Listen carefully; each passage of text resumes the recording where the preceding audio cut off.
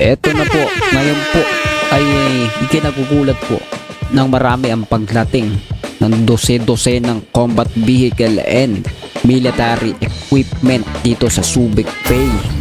Galing po yan sa NATO. At sabi nga po ay ito'y talagang hindi basta-basta, no? Pag-usapan po natin ngayon yan at mga ilang issue o yung mga major issue dito sa problema sa China ng Pilipinas at iba pang mga bansa na kasama po mga kaalyado at iba't iba pang mga bansa na may claim interest po sa naturang area na dinodomina ngayon ng China o sinimulan na i-dominate ng China ngayon, no? Kasi sila ngayon ang nag-a-act as superior dito sa lugar sa ruta, sa mga nagaganap, mga operasyon. Lagi sila nakabuntot, lagi sila nakaabang, lagi sila nakabantay na tila sa kanila na po yung karapatan ng kabuuan. Ngayon po pag-uusapan natin lahat yan dito. Kung di ka pa nakasubscribe, please hit the subscribe button and notification bell para updated ka palagi sa mga videos natin parating. Let's go!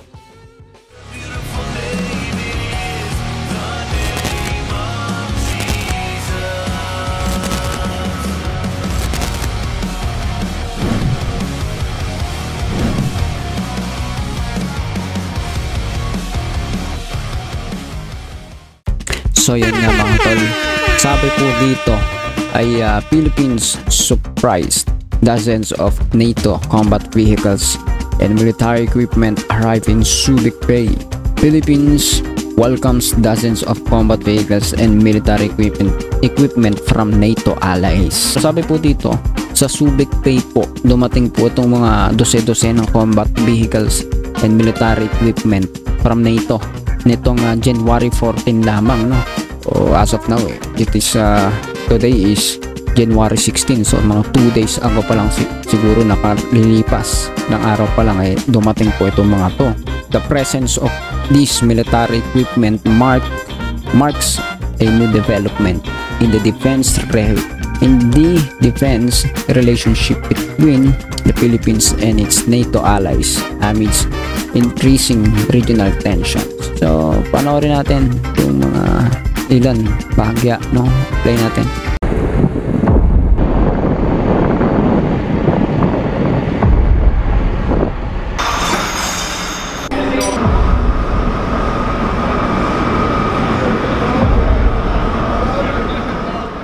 Philippines welcomes dozens of combat vehicles and military equipment from NATO allies. Dami ng mga tangke.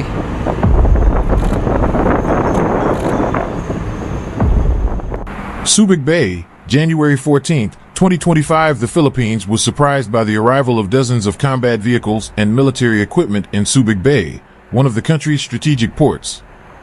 The presence of this military equipment marks a new development in the defense relationship between the Philippines and its NATO allies amidst increasing regional tensions.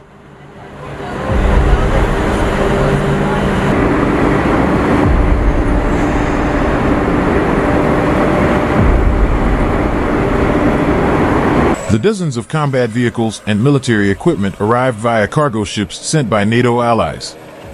This shipment is part of a strategic cooperation to strengthen the Philippines' defense amid regional security threats, especially those related to China. According to reports from Philippine military sources, these combat vehicles and military equipment consist of various types, including armored vehicles, military communication systems, and other supporting equipment.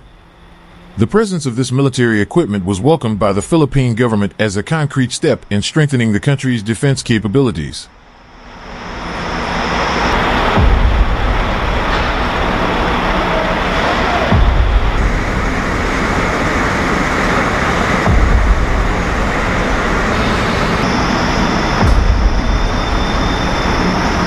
Ang dami, no? Kayang ano ng bansa natin yan i-accommodate or gamitin talaga. Marami kaya tayong mga personnel. I think marami po, and I think kakayanin po yan kasi may training sa mga equipment and mga iba pang sasakyang pangdigma o combat vehicles no? Katulad ng mga dati before na may mga chopper, ibang mga artillery na may mga bago nila iwan parang kasama po sa pero mga yata yung binili naman yata yun, kaya parang kasama sa contract. Pero dito hindi ko alam kasi hindi tayo maalam dito no. Suporta ito ng NATO bilang alyado po natin. So I think kung may komplikado man yan, iiwan po nila yan na magagamit po ng ating bansa, malaking tulong sa depensa. Kung sakaling magkaroon ng problema ay may mga kagamitan po tayo, hindi tayo pinabayaan nila. Yun yung pinakikita po dito, at mukhang seryoso naman po sila dito sa kanilang mga ipinadala po, at hindi siya yung basta parang bigay-bigay lang, no? Mukhang maayos na equipment po ito at talagang quality, no? Play natin.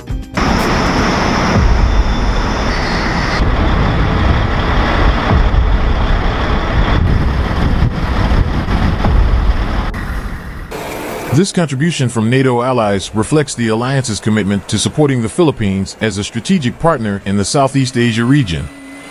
This region has become the center of global attention due to China's increasing military activity in the South China Sea, which often triggers tensions with neighboring countries, including the Philippines.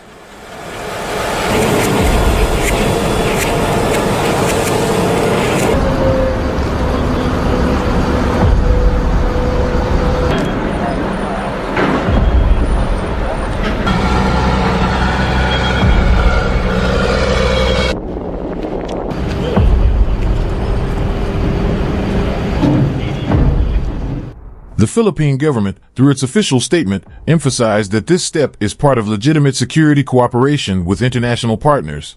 The Philippines hopes that this assistance can improve their military capabilities in maintaining territorial sovereignty and protecting.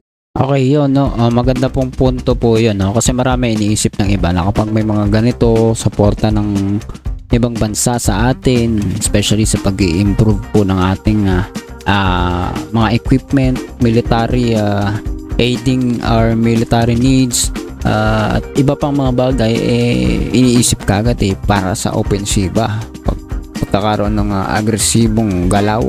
Hindi ba tayo pwede mag-improve, mag-upgrade, pagandahin yung depensa po natin? Depensa, hindi opensa, hindi ofensiba, hindi offense, hindi defense. Na kung sakali na tayo po ay magka-problema, wag naman nawa meron po kahit papanong magagamit, no? Hindi man ganun karami talaga, na hindi man ganun kalakas na gaya ng mga maaaring umano sa bansa natin, magagamit at magagamit para punan yung mga kulangan po sa mga kagamitan natin, na kung sakali na may problema, digmaan o talagang pinasok po tayo, makatutulong ito para mapabagal makarating yung mga tulong galing sa ibang bansa at iba pa, kasi malaking bansa po ang, especially in China, kalaban po natin. Kalaban po ngayon pagdating po sa usapin ng area, no? Na kanilang dinodominahan ngayon yung West Philippine Sea. Ngayon po, pag-usapan po natin bago tayo magpaalam, bakit ba itong China ay mali yung ginagawa? Una, isa po sa bagay na makikita po nating mali ang ginawa po ng China dito, violate po ng China ang karapatan po ng Pilipinas. Actually, hindi lamang po tayo, marami pong mga claimant, marami pong mga country na violate ang kanilang rights. Diba, kung makikita ninyo, mayroong mga mangingista kababayan tayo dun sa apektadong lugar na hindi makapaghanap buhay, kaya tinutulungan sila sa mga pangangailangan doon. Kaya samahan ng ating gobyerno para sa kanilang kapanatagan ng loob, especially kapag kailangan na po nilang mangisda talaga. So yung tinatawag po na 2016 UN Tribunal, pumabor po yun sa ating bansa, nireject yung claim ng China. Pero ano pong ginawa ng China, diba, pinagpatuloy nila kahit na ito'y harmful sa ibang bansa katulad po ng China, ng Pilipinas. Ilan din po sa mga bagay na pwede natin makita ay yung pagkakaroon, paglalagay po ng hindi magandang atmosphere or yung sa environment, nagdulot ng pangamba sa iba't ibang mga bansa. Yung kapayapaan maging hindi na payapa kasi meron nagdodomina, lalo sa galaw po ng China. Aggressive sila yung mga aksyon na ginagawa nila, hindi basta-basta. Nagtayo sila ng artificial islands, naglagay sila doon ng mga military equipment, military, iba-iba, no? Mga pandigma po talaga. Hindi basta-bastang mga bagay lang, no? Na nagdahilan para tumaas yung tension po doon. Bakit pa nakaporma yan? Marami nagsasabi kaya ang China ay nagawa yung mga bagay na yan. Isa rin po yung administrasyon natin sa pumayag dyan sa bagay na yan. Sino ba yung mga nagdaang administrasyon? Mga tinutukoy ng iba. No, disclaimer lang, ito po ay ayon lamang sa ating mga naririnig at nababasa. Nakaraang administrasyon nakipagkaibigan ito sa China, itong si Duterte, no? Ayan po ay yung ayon sa mga makikita po natin sa balita. Hindi naman natin aliado, formal na allied yung China, although magandang relasyon natin sa kanya noon pa man, pero hindi natin siya aliado talaga. Marami nagsasabi itong mga nagdaang panahon lalo pong nakaporma yung China. Ngayon, ito po ang dulot, mataas na tensyon. So, ilan sa mga bagay na pwede natin makita ay yung pag nanakaw ng mga resources doon, tulad ng mga isda, mga kayamanan dagat, no?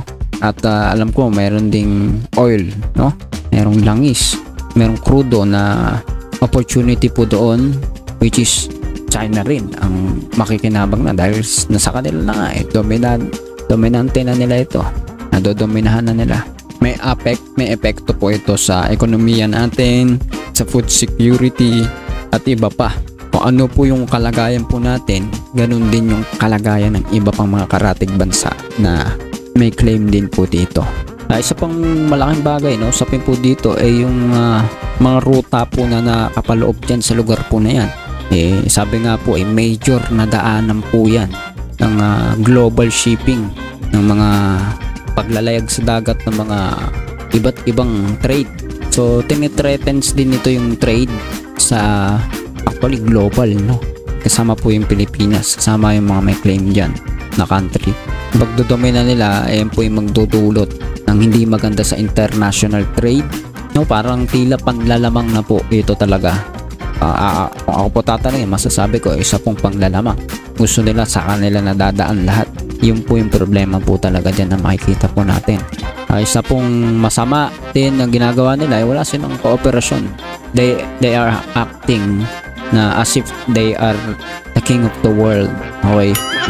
Parang hari na sila. Wala silang pakialam sa sasabihin ng iba.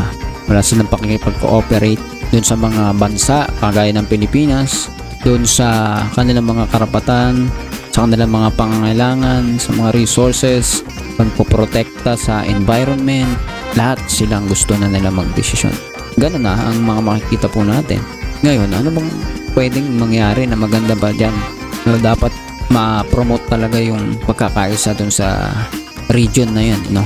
Kaya yung mga bansa katulad po ng NATO, aliado natin sa NATO, no? Yung mga bansa katulad ng Amerika, Japan, kailangan po talaga yung pagkakaisa doon para yung dominance ng China Communist Party, Chinese, makita po yung puwersa ng magkakasamang bansa instead na sila po ay magkaroon ng konfrontasyon harapan individually. Hindi dapat maging ganun kasi hindi kakayanin din talaga, malaking bansa ang China. Pero kung nandyan yung samahan, nandyan yung mga alyado na utilize yung kapangyarihan ng bawat bansa na maximize. So, simple lang naman po yung pinapoint natin, no? Hirap ipaliwanag talaga, no? Pero malinaw po na kapag kasama-sama po yung mga bansa na to, yung mga kakaalyado, pinoprotektahan po nila yung isa't isa, yung mga karapatan ng bawat individual na bansa.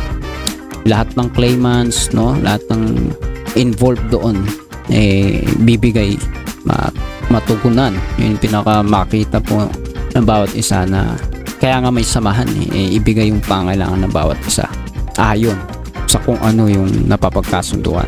May boses lahat, no? Unlike sa ginagawa ng China, sila na yung hari, no? Sila na yung gustong gumawa ng patakaran ng mundo, no? Anong makikita po natin dyan? Anong i-expect natin? Komunista.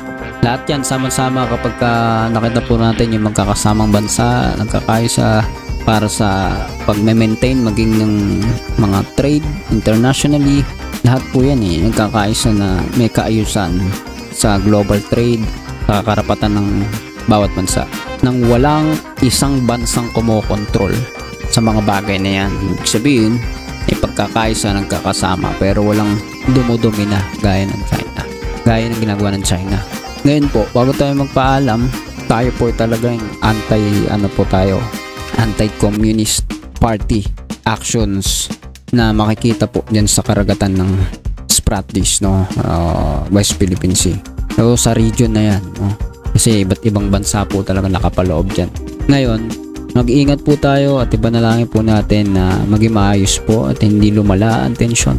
Kasi no choice naman tayo no?